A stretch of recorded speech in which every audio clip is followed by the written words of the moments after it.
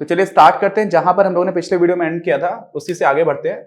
अब हम लोगों को ये पता है कि कोई भी फर्म जो प्रॉफिट मैक्सिमाइज करना चाहती है, लाभ अधिकतमीकरण करना चाहती है, उसका क्या सीन होता है? उसका सीन ये होता है कि उस फर्म के लिए जो उसका मार्जिनल रेवेन्यू आता है, क्या आता है? जो सीमांत आगम होता है या सीमांत संप्राप्ति होती है, वो किसके बराबर हो? सीमांत लागत के बराबर हो जाती है। ठीक, हम लोगों ने ये कब पढ़ा था? ये भी हम लोगों ने पढ़ा था पिछले चैप्टर्स में, थर्ड चैप्टर में पढ़ा था प्रॉफिट मैक्सिमाइजेशन की बात, है ना? तो उसमें लोगों ने 3 कंडीशंस देखी थी।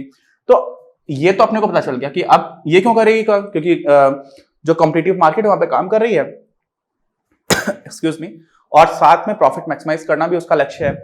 तो अब जब प्रॉफिट मैक्सिमाइज करना उसका लक्ष्य है, तो उसको मार्जिनल रेवेन्यू जो मिल रहा होगा वो कितना मिलेगा, किस हिसाब से मिलेगा? तो यहां पर समझ लो कि एक यूनिट बेचने में हम लोग मार्जिन रेवेन्यू की बात करते थे कि अगली इकाई में मार्जिन रेवेन्यू कितना मिला और अगली इकाई बनाने में कॉस्ट कितनी आई। लेकिन यहाँ पे थोड़ी सी चीज यहाँ पर अलग होती है। क्या अलग होती है? कि यहाँ पर अगली इकाई बनाने की बात नहीं हो रही है। लेबर मार्केट में अगले यूनिट ऑफ लेबर को एम्प्लॉय करने में कितना पैसा खर्च करना पड़ेगा, इसकी बात हो रही है। तो जो आप अगला लेबर लेकर के आते हो ना, उसको आप एम्प्लॉय करने में तो वेज दोगे, वेज रेट ही है। ठीक, वेज रेट का मतलब क्या होता है कि ये मजदूरी दर है। कोई इंसान 1 घंटे और काम करेगा तो उसको कितने पैसे दिए जाएंगे, वो जो रेट है वही वेज रेट है। और ये इस पे फर्म कुछ कर नहीं सकती। क्यों नहीं कर सकती है? क्योंकि परफेक्टली कॉम्पिटिटिव है, बहुत सारी फर्म्स हैं। तो जो भी वेज रेट चल रहा है उस फर्म को लेना पड़ जाएगा। अब क्या हुआ, ये तो उसका हो गया, क्या कॉस्ट हो गई, मार्जिनल कॉस्ट उसकी हो गई। मार्जिनल कॉस्ट किस जो फर्म है उसके हिसाब से 1 और घंटे अधिक श्रम लेने के लिए उसको डब्ल्यू रुपए देने पड़ जाएंगे। बस इतनी सी बात हो गई। अच्छा, तो उसको मिलेगा कितना? अब हम लोगों ने लागत वाली साइड की बात कर ली, मिलेगा कितना? तो मिले में यहां पे 2 चीज लिखी हुई, एक लिखा हुआ एमपीएल इंटू एमआर। आप सोचेंगे यहां पर एमआर था, अब यहां पे थोड़ा सा मतलब अलग है, समझना आराम से। होगा क्या कि जो आपने 1 घंटे और काम करवाया, ठीक है, 1 घंटे और काम किया ना, तो इस 1 घंटे और की वजह से क्या होगा, ये 1 घंटा और काम का मतलब क्या हुआ, यही तो लेबर हो गया। तो इस 1 घंटे की वजह से कितना प्रोडक्शन होगा। ठीक, तो क्या होता कि एक और इकाई, एक कारक आपने बढ़ाया तो उसकी वजह से होने वाले उत्पादन को हम लोग क्या बोला करते थे? सीमांत उत्पादन। ठीक, और इसी को हम इंग्लिश में क्या बोलते थे? लेबर की वजह से, तो इसको बोल देते थे मार्जिनल प्रोडक्ट लेबर। क्या बोल देते थे? Marginal product labour. ठीक, तो इसको MPL से लिख देते थे। इसका मतलब क्या हुआ कि जो एक और अतिरिक्त घंटे काम किया गया है वो लेबर है, और उस लेबर की वजह से कितनी सारी वस्तुओं का निर्माण हुआ होगा। तो मान लीजिए 1 घंटे और काम किया और मार्कर बनाने की कंपनी थी, तो मार्कर बनाने की कंपनी में हो सकता है कि 1 घंटे और काम करने पर 10 मार्कर्स और बन गए। तो वो जो एडिशनल 10 मार्कर्स बने हैं वो क्या हो गया आपका? वो आपका MPL हो गया, मार्जिनल प्रोडक्ट लेबर। लेकिन 10 मार्कर जो है वो आप क्या करोगे? आप उसको बेचोगे, समझ रहे हो? अच्छा, तो अब 10 मार्कर, तो ये तो मान लीजिए इसको आप समझ लीजिए 10 मार्कर लिखा हुआ है, लेकिन हर मार्कर कितने का बिक रहा है? तो वो जो बिक रहा है वो आता है आपका मार्जिनल रेवेन्यू। ठीक, जो भी मार्जिनल रेवेन्यू का मतलब क्या हो गया कि एक मार्कर कितने रुपए का बिक रहा है। तो 10 मार्कर अगर बने तो ये तो हो गया 10, और एक जो है वो बिक रहा है 25 रुपए का। अब यहां पे आप समझ लीजिए, यहां पर जो मार्जिन रेवेन्यू है वो भी प्राइस के बराबर है। क्यों है? क्योंकि परफेक्टली कॉम्पिटिटिव चीजें हैं। आप समझिए, हम लोग पीछे से कनेक्ट कर रहे हैं बार बार।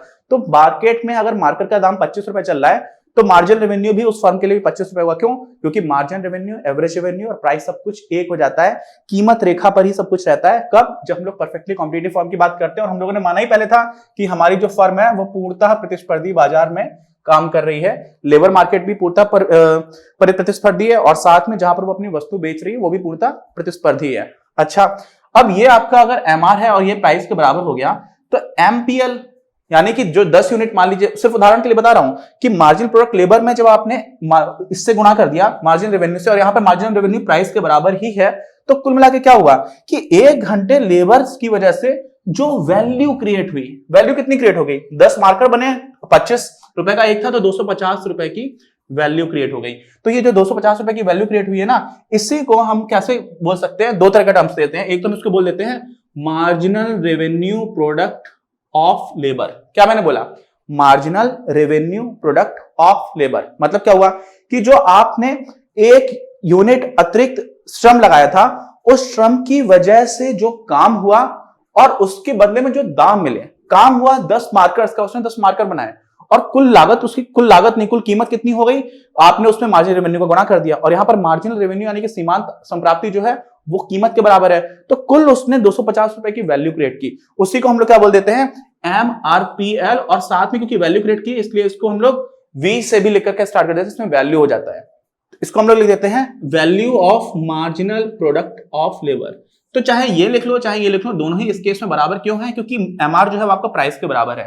तो अब आपको क्या समझ में आएगा कि जब marginal revenue product of labour wage के बराबर हो जाएगा, उस पॉइंट ऑफ टाइम तक क्या करेंगे, जो वेज होगी, जो फर्म होगी वो डिमांड करेगी लेबर की। ठीक है, क्यों करेगी, क्योंकि ये कहां से आया, ये आया है आपका लाभ अधिकतमीकरण से। ठीक, इतनी बात समझ में आ गई। अब ये समझो वह क्या खर्चा हो रहा है फर्म का W एक यूनिट और के लिए, और एक जो यूनिट लेबर यूज किया गया है उसकी वजह से उत्पादन होने के बाद से जो वैल्यू क्रिएट हुई वो कितनी हो रही है, तो वो हो रही है MRPL, या फिर उसको VMPL बोल दो। ठीक, VMPL का मतलब क्या है कि 1 घंटे जो लेबर ने काम किया उसके बदले में कितना प्रोडक्ट बनाया, उसकी वैल्यू क्या है। तो अगर वो वैल्यू, अब आप ऐसे सोचो कि आप एक और एडिशनल यूनिट लेबर लगा रहे हो, ठीक है, मान लीजिए यही वाला उदाहरण लेते हैं कि मैंने एक और लेबर लगाया और वो 1 घंटे के मुझसे 200 रुपए मांगता है, तो मैंने 200 रुपए उसको दिए, लेकिन उसने 250 रुपए की वैल्यू क्रिएट कर दी, तो मुझे तो फायदा है। तो मैं कहूंगा एक और लेबर लगाते हैं। अब अगला जो लेबर आया उसको भी मैं 200 रुपए दे रहा हूं, क्यों, क्योंकि वो तो वेज तो फिक्स्ड है।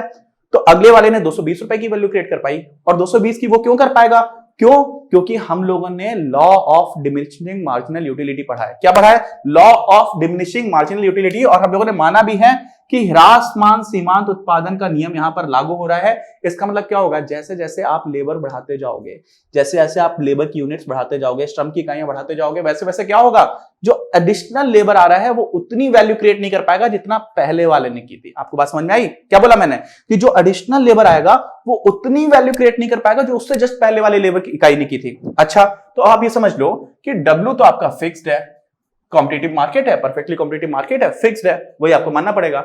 और साथ में किसके बराबर है, ये आपका बराबर हो गया है MPL इनटू प्राइस। क्यों, क्योंकि प्राइस ही फिक्स्ड है, जो सामान बेच रहा है वो भी परफेक्टली कॉम्पिटिटिव है।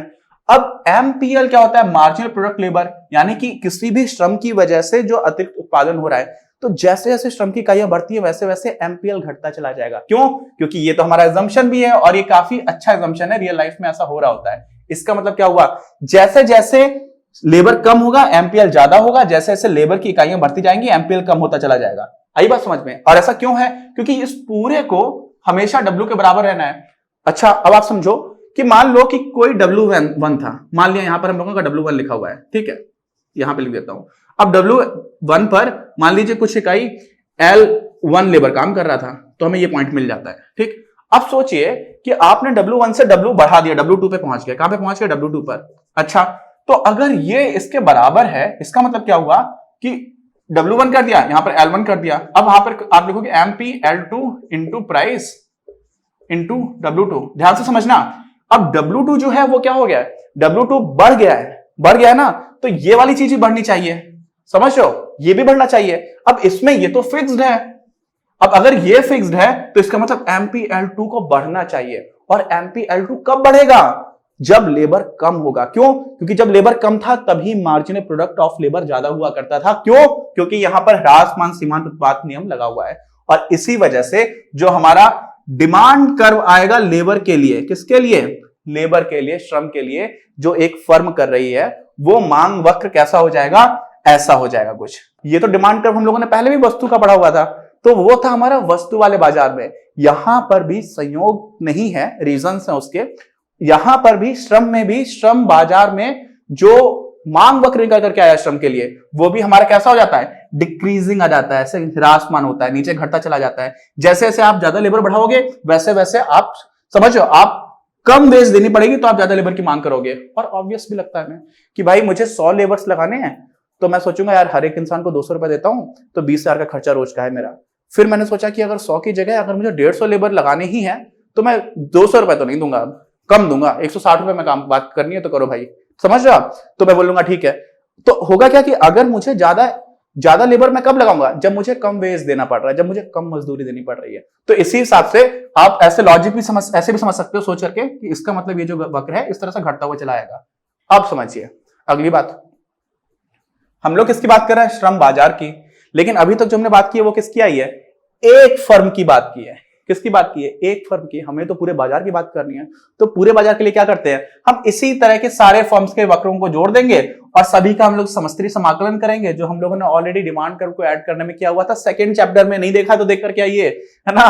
तो क्या हो जाएगा, जब हम लोग समस्तरीय समाकलन करेंगे तो जो बाजार में भी मांग वक्र मिलेगा वो भी हमारा इसी तरह का हो जाएगा। ठीक, अच्छा, तो अब हम लोगों ने पूरी प्रोसेस में क्या कर लिया है, हमें करनी थी मांग पूर्ति विश्लेषण, और उस समय क्या निकालना था? मजदूरी दर। तो मांग पूर्ति विश्लेषण में मांग वक्र हम लोगों ने अपना डिसाइड कर पाया। अब चलते हैं हम लोग पूर्ति वक्र की तरफ, या फिर उसको आपूर्ति वक्र देखते हैं, तो उसको भी देखते हैं। अब हमें पता है कि श्रम बाजार में सप्लाई कौन करता है? हाउस होल्ड्स करते हैं, जो घर परिवार है वो लोग श्रम की आपूर्ति करते हैं। तो उनके दृष्टिकोण से समझिए कि पैसे ज्यादा मिल रहे हैं, अगर मजदूरी दर ज्यादा हो गई, पहले आपको 100 रुपए मिल रहा था हर घंटे काम करने का, अब आपको मान लीजिए 200 रुपए मिलता है, तो क्या करेंगे लोग? तो अब दो चीजें होती हैं यहाँ पर, ठीक है। उन इफेक्ट्स का नाम हम लोग आगे डिसाइड कर लेंगे, लेकिन आप समझ लो दो चीजें होती हैं।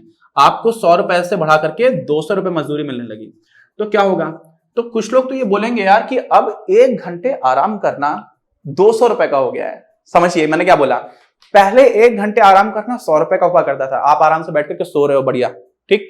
तो आपने क्या किया? 1 घंटे काम नहीं किया, तो जब 1 घंटे काम नहीं किया तो आप 100 रुपए कमा सकते थे, समझ रहे हो। लेकिन अगर आप, अब क्या हो गया है, अब आप 1 घंटे काम नहीं कर रहे हो तो आप 200 रुपए कमा रहे हो, तो आपको ज्यादा काम करना चाहिए ना, समझिए। तो एक तो ये फैक्टर आ रहा होता है, तो इसको हम लोग क्या बोलते हैं? अवसर लागत।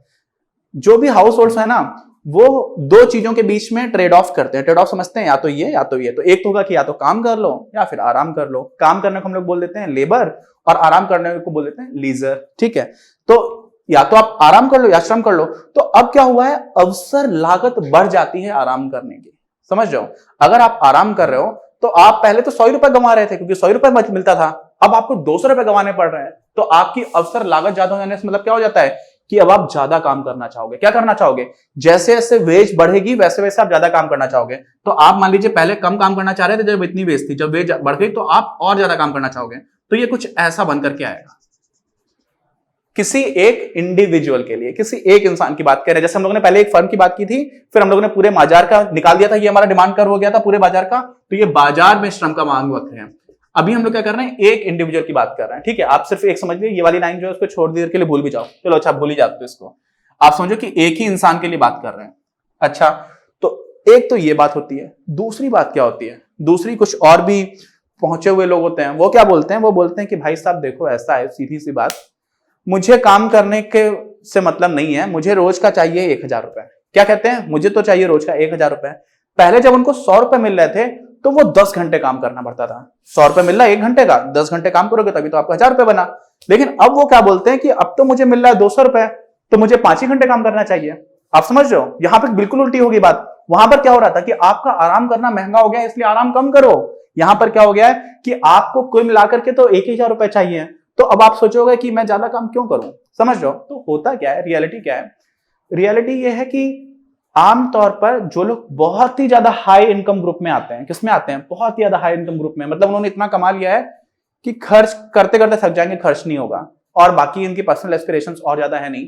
एक कॉमेडियन है यूएसए में, बिल मार, उन्होंने भी एक बार ऐसा बोला था कि मुझे जरूरत नहीं है, मैं बाहर दूसरी कंट्रीज में आकर के शोज नहीं करता हूं, क्योंकि मुझे इतना पैसा ऑलरेडी हो गया है कि उतना ही खर्च नहीं होगा। तो ऐसे लोग हो जाते हैं। तो इनके केस में क्या होता है, इनके केस में ये लोग अपने लेजर को बहुत ज्यादा वैल्यू देने लग जाते हैं, आराम को बहुत ज्यादा वैल्यू देते हैं। क्यों?